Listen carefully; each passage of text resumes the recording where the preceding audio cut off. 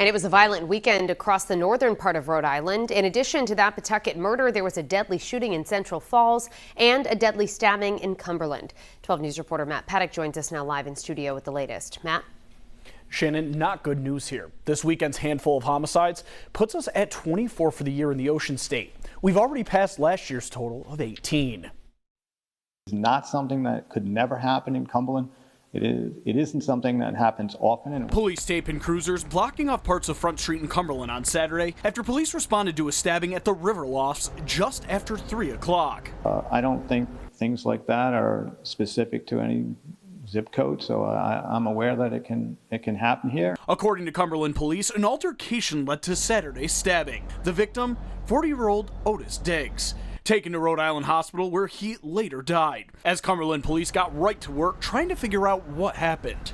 Locating witnesses, locating any kind of any video surveillance of the area, traditional means, obviously interviewing folks that may have been there. We feel this was an isolated incident, not something that was a random attack at all. So we feel pretty confident about that.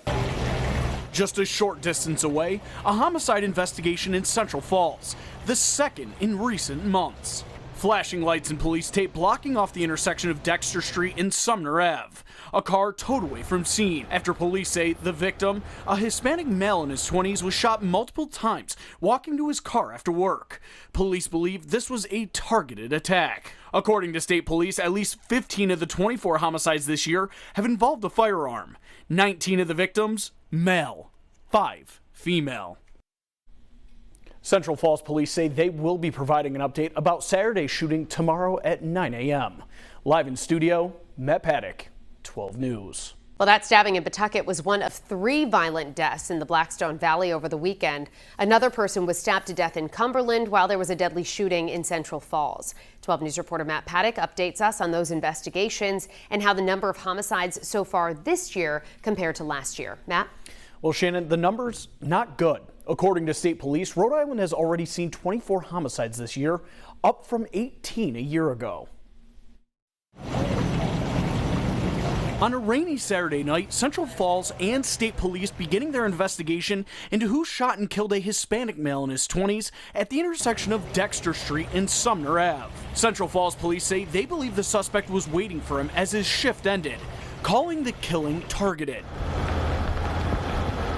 According to Rhode Island State Police, of the 24 homicides across Rhode Island this year, at least 15 of them involved a firearm. No community is immune from violence. We know that. In Cumberland, police rushing to the River Lofts just before 3 o'clock Saturday. On arrival, police say they found 40-year-old Otis Diggs had been stabbed after what they call an altercation. Our officers responded, attempted to render aid. They transported the individual to the hospital, and thereafter he was pronounced dead. Cumberland police say while the investigation is ongoing, they do not believe there's any danger to the public at this time. I feel this was an isolated incident, not something that was a random attack at all. So we feel pretty confident about that. In both Cumberland and Central Falls, police departments have not said if any arrests have been made at this time.